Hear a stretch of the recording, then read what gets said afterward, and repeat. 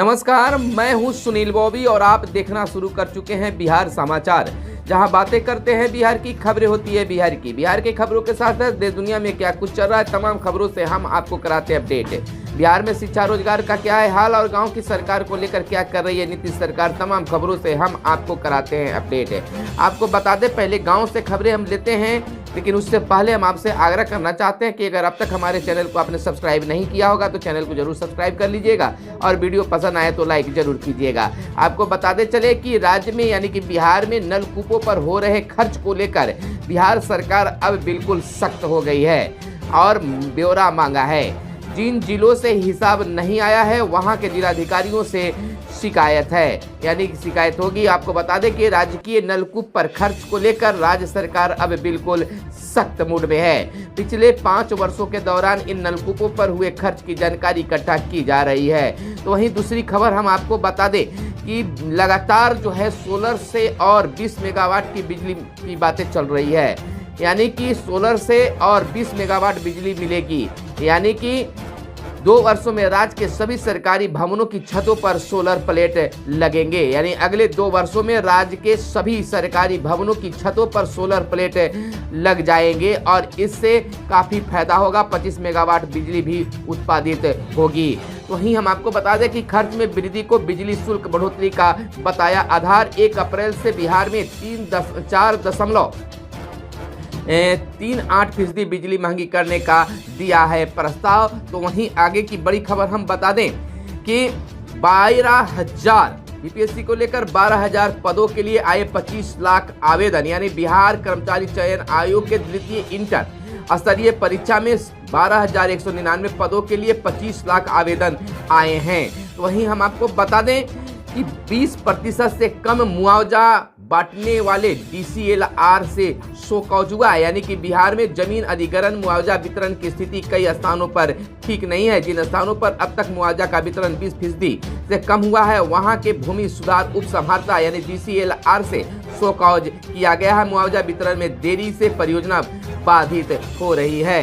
तो वहीं हम आपको बता दें कि बिहार में बिजली दर के प्रस्ताव पर सुनवाई होगी। विद्युत विनियामक आयोग ने 19 को जन सुनवाई और 15 जनवरी तक आम लोग दे सकेंगे इस पर अपना सुझाव। 4.38% बिजली दर वृद्धि का प्रस्ताव दिया गया है। तो वहीं कोरोना का खतरा एक बार फिर से देश पर मंडराने लगा है और बिहार भी इसे अछूता नहीं है। कोरोना का खतरा मंडराया, अस्पतालों को किया गया अलर्ट। अपर मुख्य सचिव स्वास्थ्य ने बीसी कर सतर्कता की दी हिदायत। सभी अस्पतालों को सतर्क मूड में रहने की बातें कही गई है। वहीं अनचाही कॉल पर 50,000 के जुर्माने का प्रस्ताव। दूरसंचार बिल, किसी भी मोबाइल नेटवर्क को नियंत्रण में ले सकेगा अब केंद्र सरकार।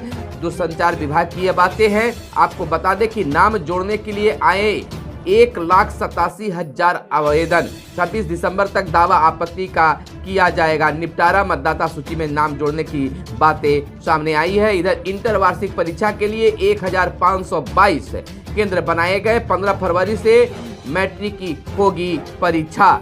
तो वहीं हम आपको बता दें कि बिहार में 2,435 ट्रांसजेंडरों ने 9वीं में लिया दाखिला। 2018 में थर्ड जेंडर का कॉलम जोड़ा गया था। तो इस तरह से 9वीं में एडमिशन हुआ है। तो वहीं स्टूडेंट क्रेडिट कार्ड योजना में 100 ITI भी शामिल, यानी सरकारी ITI को शामिल कराने को श्रम संसाधन विभाग से किया गया आग्रह। सूची में शामिल कॉलेजों के छात्रों को भी मिलता है अब लोन। बीएड कॉलेजों के लिए मानक तय कर दिया गया है। तो वहीं शिक्षक भर्ती, भाषा में 9 अंक लाने की अनिवार्यता खत्म कर दी गई है। कक्षा 1 से 5वीं तक की बहाली में नहीं किया गया है कोई बदलाव।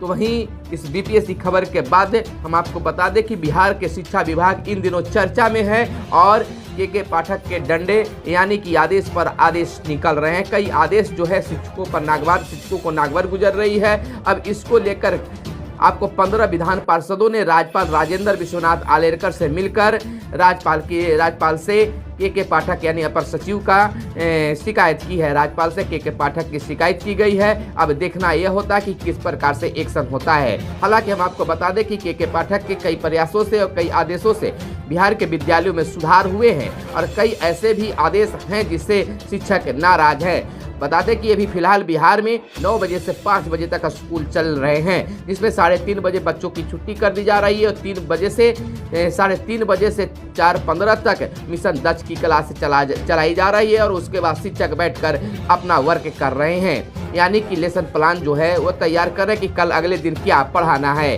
तो वहीं हम आपको बता दें कि मिशन दक्ष पढ़ाई में कमजोर 25 लाख बच्चों की हुई है पहचान, यानी 25 लाख बच्चे पढ़ रहे हैं। 3 से 8 तक के बच्चों के लिए शिक्षक ले रहे हैं अतिरिक्त कक्षाएं। ये बच्चे परीक्षा में फेल हुए तो प्राचार्य और शिक्षक पर कार्रवाई तय मानी जा रही है, यानी कि परीक्षा होगी और परीक्षा में बच्चे अगर फेल करते हैं तो शिक्षकों पर कार्रवाई की जाएगी।